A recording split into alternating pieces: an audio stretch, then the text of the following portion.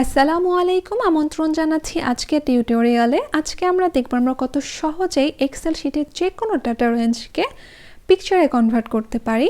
তো প্রথমেই আমি কি করব, এই ডাটা রেঞ্জটাকে আমি সিলেক্ট করে নিলাম। সিলেক্ট করার পর মাউসের রাইট বাটনে ক্লিক করে এটাকে আমি কপি করে নিচ্ছি। আপনারা চাইলে কিবোর্ড থেকে Ctrl+C চেপেও এটা কপি করে নিতে পারেন।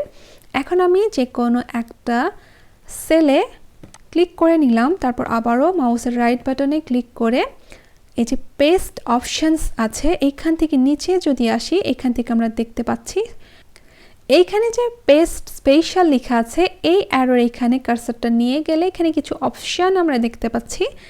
একদম নিচে যদি চলে আসি, যে আদার পেস্ট অপশনস, এইখানে এই যে 3 নাম্বার যে অপশনটা রয়েছে পিকচার, এইটা আমরা সিলেক্ট করে দিব। এখন কিন্তু এটা পিকচারে কনভার্ট হয়ে গিয়েছে। এই যে আমরা মুভ করলে এটা মুভ হচ্ছে, এটা ফুললি পিকচারে কনভার্ট হয়ে গিয়েছে। এখন যদি আমরা চাই এইটাকে আমরা অ্যাজ এ পিকচার সেভ করব, তাহলে কি করব, এইটা সিলেক্ট থাকা অবস্থায় মাউসের রাইট বাটনে ক্লিক করে তারপর এই যে সেভ অ্যাজ পিকচার যে অপশনটা আছে এইটাকে আমরা সিলেক্ট করে দিব।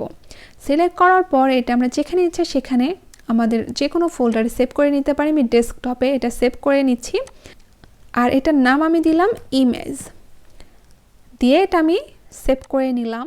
এখন দেখি এটা কি পিকচারে সেভ হলো কি না। এইখানটাতে যে ইমেজ, এইটা কিন্তু সেভ হয়ে গিয়েছে। এটা ওপেন করে দেখি, ফুললি কিন্তু যে ডাটা রেঞ্জটা আমরা নিয়েছিলাম অ্যাজ এ পিকচারে আমরা কনভার্ট করেছিলাম, সেটা কিন্তু একদম পিকচারে এখানে সেভ হয়ে গিয়েছে। তো আমরা যারা ডাটা এন্ট্রির কাজ করি তাদের অনেক সময় ডাটাটাকে পুরা একটা পিকচারে কনভার্ট করে আমরা আমাদের গিগের সাথে অ্যাড করি।